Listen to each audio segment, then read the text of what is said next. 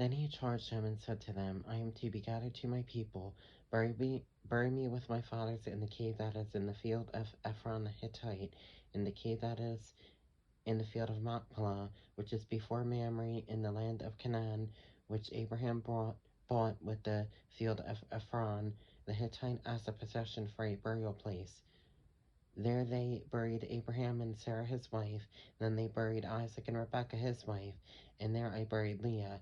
The field and the cave that is there were purchased from the sons of Heth. And when Jacob had finished commanding his sons, he drew his feet up into the bed and breathed his last and was gathered to his people. Then Joseph fell on his father's face and wept over him and kissed him.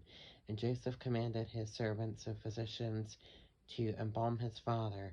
So the physicians embalmed Israel.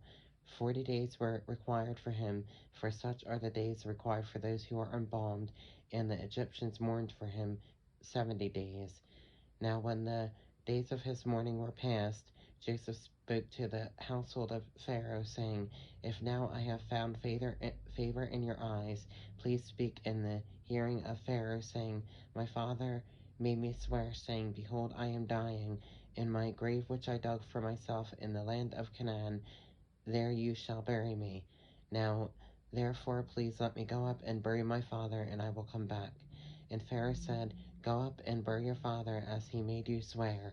So Joseph went up to bury his father, and with him went up all the servants of Pharaoh, the elders of his house, and all the elders of the land of Egypt, as well as all the house of Joseph his brothers in his father's house. Only their little ones, their flocks, and their herds they left in the land of Goshen. And there went up with him both chariots and horsemen, and it was a very great gathering.